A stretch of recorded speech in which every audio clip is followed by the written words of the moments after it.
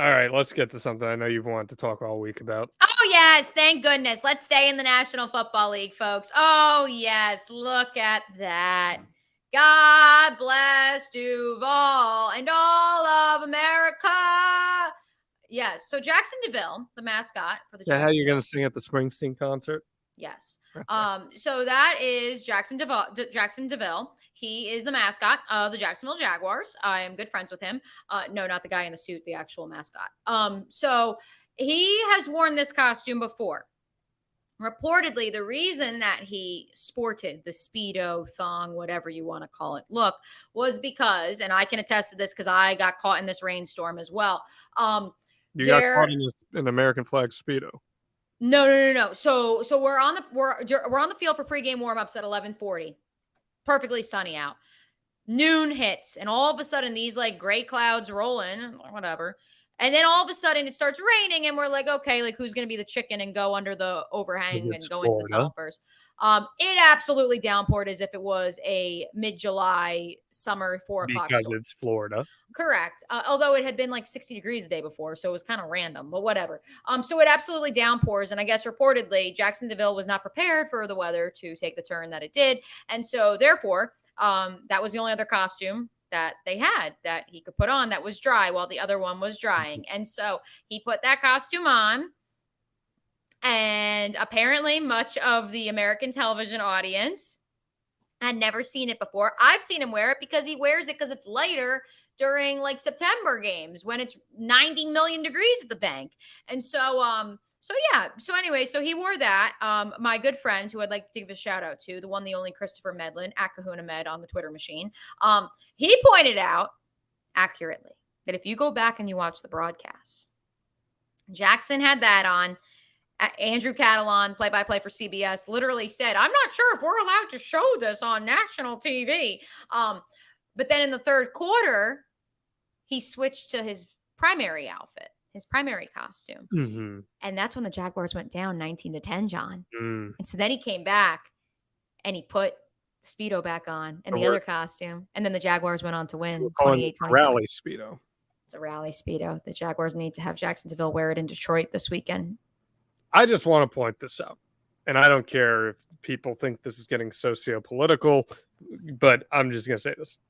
We have this whole thing in the last few years. Oh, respect the flag. Stand for the anthem. Better not kneel. Respect my flag. This man / Jaguar, anthropomorphic creature, however the hell you say it, is wearing an American flag over his human junk. How in any way is that quote unquote respecting the flag? Now, personally, I don't care. He can do whatever the hell he wants to do. Doesn't bother me. But let's call a spade here. Like, come on now. In the NFL, I bring this up because the NFL is at the center of all this stuff.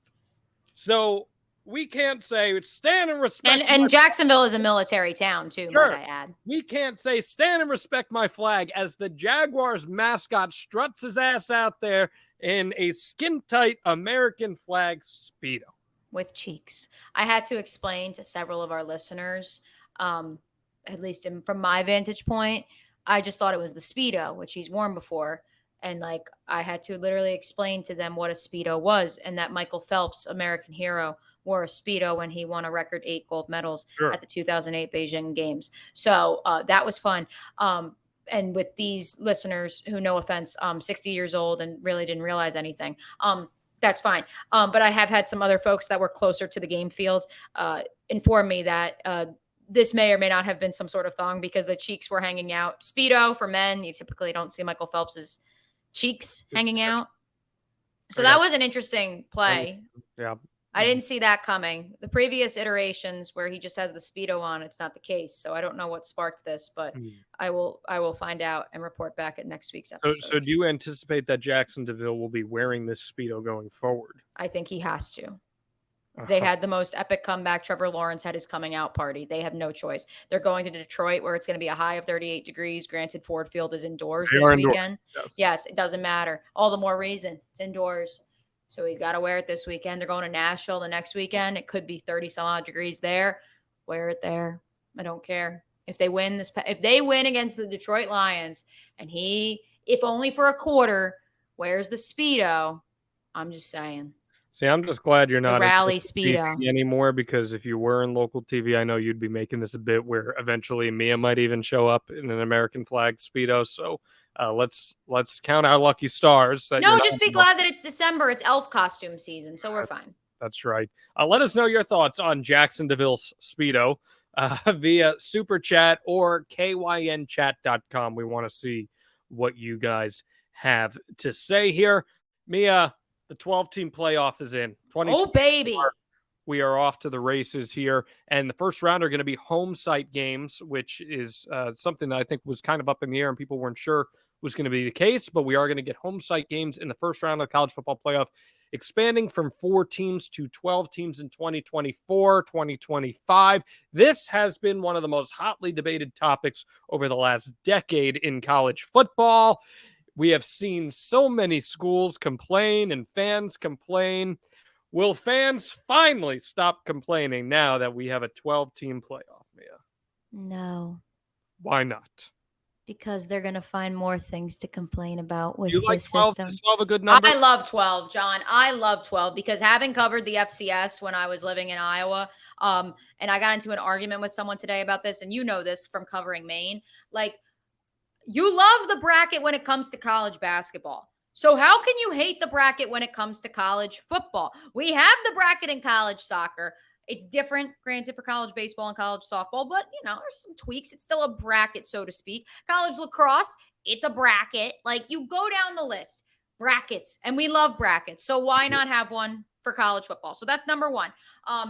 Number two, okay, hopefully my books, I get too excited. My books like to fly whenever I'm doing this podcast. So that's number one. You should love brackets. But yet, even though the FCS subdivision of football has had a bracket for years now, and yet we act like, well, that's not the same sport. It is very much the same sport. I had someone today try to tell me that North Dakota State, yes, I know the Fargo Dome only sits 19,000 people, but last I checked, it's produced how many NFL quarterbacks? Yeah. Top 3 NFL quarterbacks, mind you, between Carson Wentz and Trey Lance. Chris Kleiman's team in Kansas State, he previously coached North Dakota State to 5 national titles. They're number 10 in the country at the FBS Power 5 level. They're playing for a Big 12 championship this weekend. So do not poo-poo the style of football that they played, which is the same sport that you play, and they've had a bracket for years. They've had incredible home sites, and so I don't understand the poo-pooing of that. So I say all that. I'm going to tell you right now what their two biggest issues are going to be. Number one is the group of 5 bid. The fact that a group of 5 school is going to be one of the 12. So that's number one. And then where in the 12 does the group of 5 team end up ultimately? You may get 2. What if you get 2? You may get 2. I mean, in 2020, we would have had 2. And then the second thing that they're all going to be upset about is the fact that you're a top 4 seed, but you don't get to play at home for your first game. You have to play in a bowl game. And part of that is because, well, guess what? The other thing that American sports fans love besides the bracket is the bowl system. We love bowl madness. And so they have to protect the bowl system. But that's no different than how it is right now. You're already playing in a bowl game in the playoff as is. So I understand saying, well, the other team gets a home game. Well, guess what? That other team has to play another game in the first place because they weren't as good as you. Right. So, yeah, they're going to get a home game, but they might lose that home game. My biggest thing with 12 is just that you do open yourself up for some teams that are kind of middle of the line making it. And I understand if you're going to be in the top 12 teams in college football, you generally have to be a pretty good team. But some teams have a really easy strength of schedule early in the season, and then at the end they run into some problems, and they'd still squeak in to a top 12 spot. And that's where I think fans will complain, because you'll see stuff like that. Now, hypothetically speaking, had this 12-team bracket been in place this year, here's what the first-round matchups would have been like. It would have been Penn State hosting Clemson, Ohio State hosting Tulane, Tennessee hosting Washington, and Alabama hosting Utah. Now, I don't know about you, but most of those matchups don't sound super appealing to me. No, those ones in particular do not. I would agree with that. My point is, we can end up in a situation like this. It's still football. They're still going to watch. And I get that. I understand that. Fans are going to watch. And it's winter. And the other thing, too. Winter go home. Absolutely, 100%. Right. People love that. Yeah. That's why I was getting so frustrated on my noon to 3 show today, because like my co-hosts are like, yeah, but like, what if the crappier team advances? And I'm like, well, guess what? It's one and done. That's what a bracket is. What do you think the NCAA tournament is? When St. Peter's and was peacocking its way to the Elite Eight last year, everyone in the country was rooting for them. And did we know that, yes, in theory, they're probably not as good, quote unquote, of a team as Purdue or Kentucky, but it doesn't matter because they beat them. And that's what it is. Well, and that is the beauty of it. You're giving a team an opportunity to show that they belong. And think of how this is where fans will start to really crap all over the system eventually, is if an SEC team has a bad day in the first round and they lose, and all of a sudden, well, they're not on the same level as that SEC team. Oh no! This is unfair. This is right. It's the football elitists of like, how dare you? But in the same token, it's like, well, South Carolina beat Tennessee, and no one was saying anything. That was any given day in the SEC. Right, yeah, right. Okay, yeah, cool. Because they know there will be another day to play. Meanwhile, South Carolina beat Clemson, and little old Clemson's like, I think I just saw a tweet that like Dabo made all of like everyone in the support staff building, in the football building, from like the janitors to the massage therapists, like everyone had to stay late and they had to like sleep over to like talk about their feelings. So like, yeah, man, like you can have your SEC bias. That's great. But like, other conferences are going to keep on going. It's going to be twofold. You're going to have the fans that complain about their team not getting in, and we need a 24-team playoff, which we don't. No, or a 16-team playoff, which I don't think we need either. Or you're going to get the flip side, where a team with a very passionate fan base loses early, and that's when you're going to see the outrage come up. 12 teams. But that's the fun of it. And I agree with you. And for all the people who are like, well, it should be kept to the 4 teams. If the top 4 teams are good enough, they're going to win. And right. It's as simple as that. And then guess what? Then they were supposed to be the top 4 teams. I didn't see anyone complain the first year of the 4-team playoff, in which 4th-seeded Ohio State, with a 3rd-string quarterback, won the national championship. Who did not come to play school, might I add. Yes. Yes. But here's the thing, is like, back then, everyone loved it. And granted, it was because it was the first year of a 4-team playoff, and I think we were enamored with that. But moreover, there were so many people saying, well, this was proof. Imagine if we still had the the BCS system. If we still had the BCS system, Ohio State doesn't get an invite to the party. And was that really fair when they proved that they were the best of the 4 teams? If you want to see all our videos about real news stories that are funny, stupid, or weird, click the subscribe button below. Otherwise, we'll start posting spoilers about your favorite new movies.